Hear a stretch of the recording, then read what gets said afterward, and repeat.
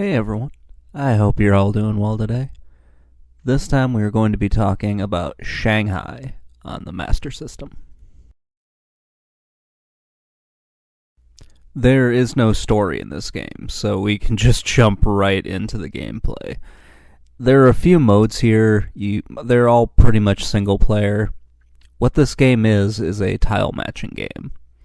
You are just trying to match the different tiles that look the same, and that's pretty much all you're doing. There are a few other game modes in this, which I do not care for. I mostly just prefer the solitaire version. So what Shanghai is basically Mahjong's solitaire mode. It often gets confused with Mahjong, but they're two different games. They just happen to use the same tile set. For the most part, it's a pretty intuitive game until you get into some of these weird modes, which don't really make a whole lot of sense. But in the solitaire mode, it's pretty easy to figure out what you're doing. There are only a few tiles which are kind of visually confusing, but once you figure it out, it's pretty easy to understand what you need to do.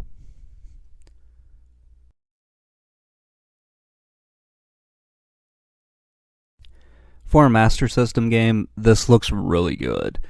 Also, the animations for when you do match different tiles looks pretty amazing as well. For some weird reason, I also really like the background. I think it just looks really great. The pixel art in this is really spectacular. It's one of those things that the Master System did really well. A lot of their games look visually impressive, even if, well, I shouldn't say that. They look visually impressive even if the console wasn't as successful as it probably should have been. So let's talk about those confusing tiles. The only ones that I thought were a little annoying at first were the seasons. So you have autumn, fall, winter, and spring. They should, you would expect them to have, multiple ones. So you're matching spring with spring, autumn with autumn, winter with winter. That's not really the case. You can match them with any one of the seasons. So you can match winter with spring, autumn with summer, that sort of thing. It's not that confusing, to be honest, but it was one of the things that kind of got me caught up a little bit. Once you try it out, then it's pretty easy to figure it out.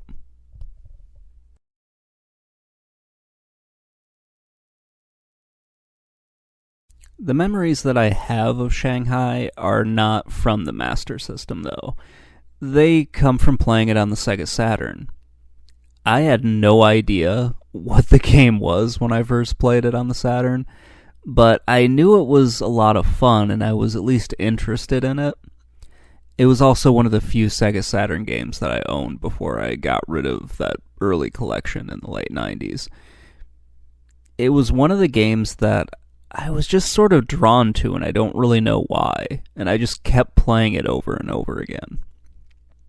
There are a lot of puzzle games like that, but for some weird reason, Shanghai kind of was one that I gravitated to a little bit more.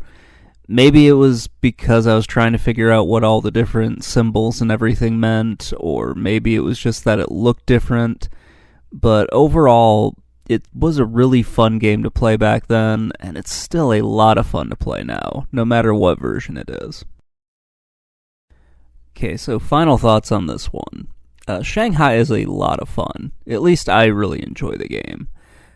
This version is not my favorite. It's got a lot of issues with it. I don't like that in the solitaire mode you only have what's basically called the turtle, which is the one where it kind of looks like a pyramid, but the game tells you it's a turtle, so okay. In other versions, you have multiple kind of formations and multiple sets that you can play with in solitaire. So one will look like a castle, one will look like something else. They all kind of look they all look different, and they all present their own challenges. With this one on the Master System, you don't get that because you only have one mode to really play with. It's kind of a letdown. Also, with the other modes, I feel like I should have had the manual with me because they were just incredibly confusing. The rules didn't make a whole lot of sense, and I just found myself gravitating back towards the solitaire mode. Anyway, that's going to wrap things up. Let me know what you think in the comments below, and if there are any strange puzzle games out there that you really like, please let me know as well.